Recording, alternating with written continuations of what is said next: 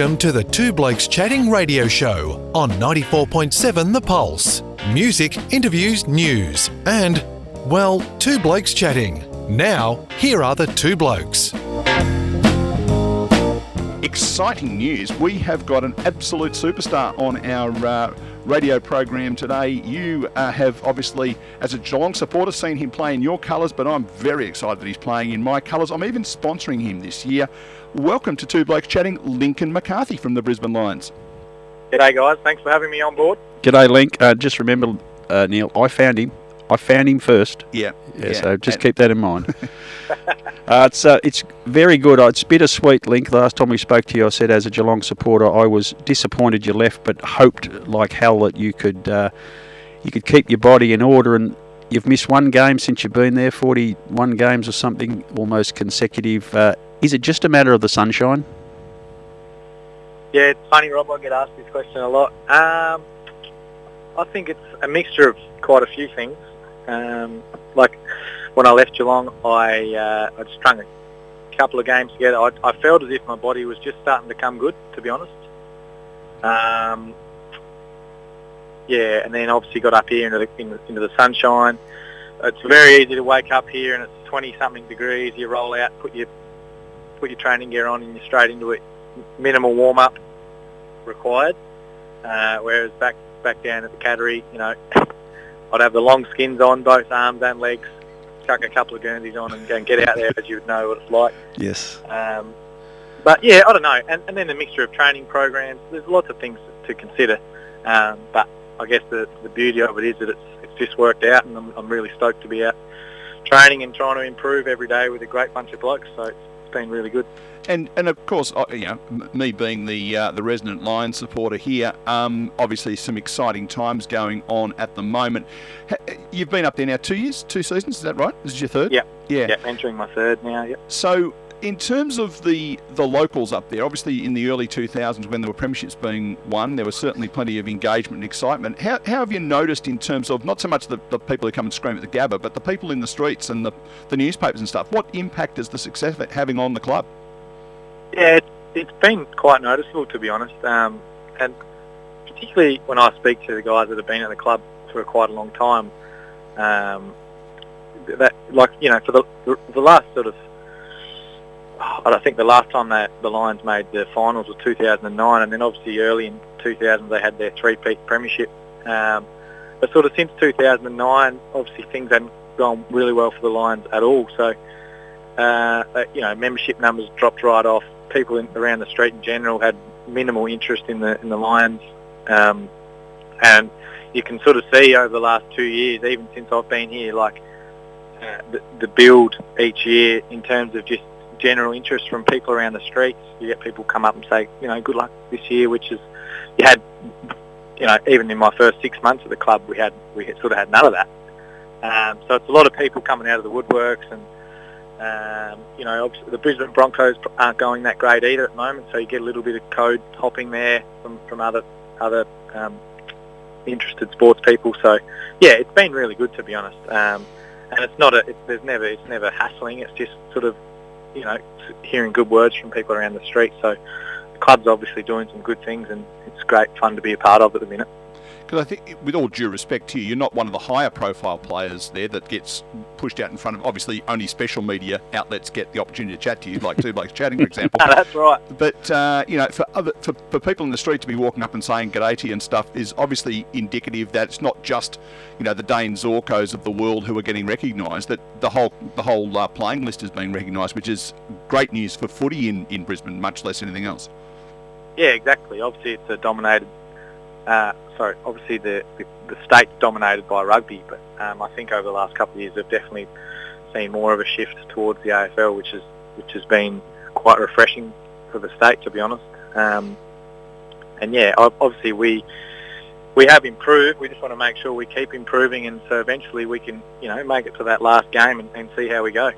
Lincoln, a two-edged question on the same subject, being Chris Fagan. On the subject we're talking about at the moment, marketability. Back in the heady days, Lee Matthews was just iconic and did his own marketing just by walking out of a door. Chris Fagan is such an interesting character. Firstly, how do the media take to him, and how does the club push him out into that space to represent the group? And secondly, what effect has he had on you personally? Yeah, it's funny. Obviously, Fag, he's so good at his job. And look, to be honest, the media is not why he does the job. He just knows that that's what the job requires, and it requires him to be able to, I guess, speak our brand to both fans, members, and the media as well. And yeah, I just think he does a really great job in telling our story, making sure that he's realistic about where we're at, giving insight into, certain players, whether emerging or experienced. He's so good at being able to give you a lift if you need it, in terms of lift your spirits, if you're struggling a little bit, and just as well as he is at sort of keeping you in line if you're going well. So yeah, he's a very smart guy. He's got a lot of empathy and compassion, and very, very passionate about what he does. So I guess there's so many different skill sets that he's got that makes him the man he is, and we're all really thrilled to have him as our coach, and we're all better people, for having him as our coach. So that's his philosophy too, make us better people and then better footballers. So it's definitely been really enjoyable to be around. It's a tough gig that you've got in the old-fashioned days. You're sort of the old-fashioned half-forward flanker, the graveyard position, and your stats probably indicate that. Always check to see how you've gone if I haven't seen the game, and some weeks it's 8 touches, a goal, maybe a goal assist, and next week you're somewhere near 20 and a lot more activity. This playing a role is the modern terminology, but are you comfortable coming off the ground every week that the numbers that we see on the stat sheet don't reflect Lincoln McCarthy's contribution to the team? Yeah, sometimes it is an intangible role, to be honest. And sometimes hard to see if I've had an impact or not, specifically with the broadcast vision that you might get on TV. But I know it's an important role, and I just sometimes there's going to be games where you really feel like you haven't impacted. Your numbers indicate that you probably haven't impacted, but you know how important the role is to ensure the team functions well. So yeah, I guess it's something I have to keep reminding myself, to be honest, that the role is valued. And some days are going to be a little bit dirty, and some days you're going to have, you might pop up and kick 3 1/4, or stand on someone's head, which we always look forward to. Things like, I guess it's what makes our forward line enjoyable and good to watch, I reckon, is that we've got a lot of diversity, and at the same time we've just got to make sure we play our role to make sure it functions properly, and that sometimes requires just getting the hands dirty, or running, defending our attacking halfback opponents. So yeah, it's just something that's got to be done, to be honest. And if you do it well enough, you'll have an attacking player as well. So that's the balance, I guess, that I've been working on for the last however many years, to be honest.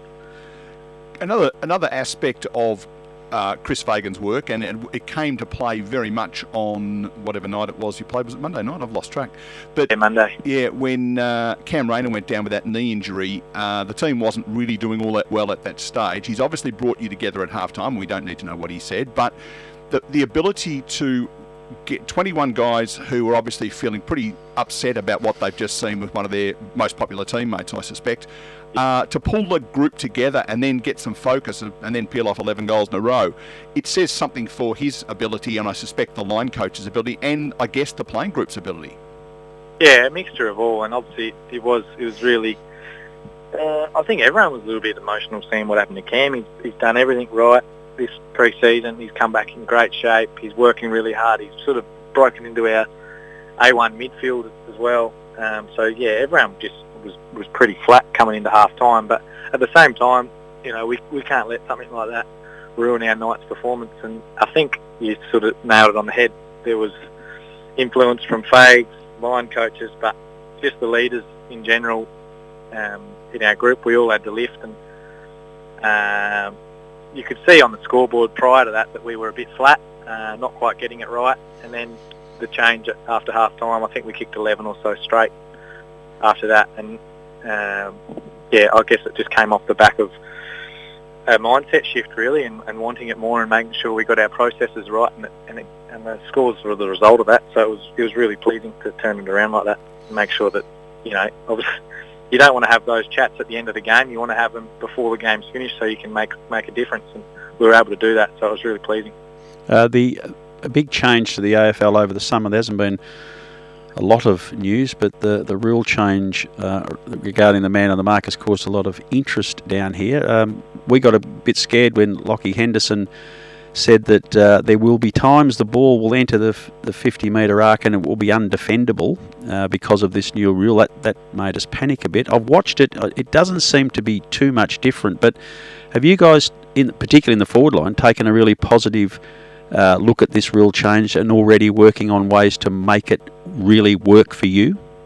Yeah, we've been working on it for probably best part of 2 months, to be honest, when we knew the change was coming in, and sort of had to try and make little tinkers to our game plan a little bit, mainly around ensuring we don't give away the 50-metre penalty, not so much in an attacking sense, but there's definitely an attacking weapon to it, and that's why the rule was put in. And I think it's going to create a lot more opportunities, I think, entering forward 50, particularly when the guy on the mark can't be replaced by anyone.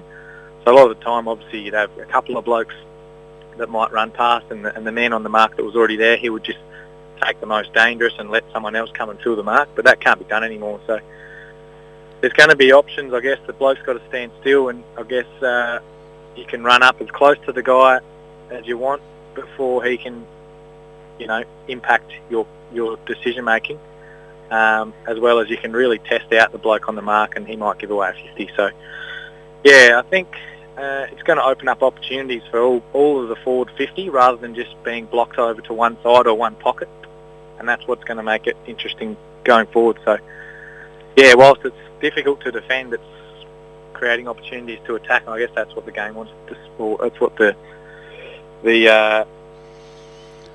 head honchos want to see, Steve Hocking and those sorts of guys want to see that. So do I, actually. I wouldn't mind an extra 5 or 6 goals a game. I think that's the bit for me that has just lost its viewing appeal for me over the years. But if this creates at least 3 or 4 more scoring opportunities, I think it'll make it a very, very good spectacle indeed. And you're at the right end of the ground. I'd hate to be a half-back flanker these days with that new rule. You can be made look awful silly. When you say that, Rob, the half-backers, they're such an attacking weapon as well at the moment, and us forwards are going to be in the same position as they are when entering our forward 50. They're going to be taken off. They're going to be really testing us, and the kicks through the corridor are going to be so much easier as well for those half-backers that open up the whole field. So,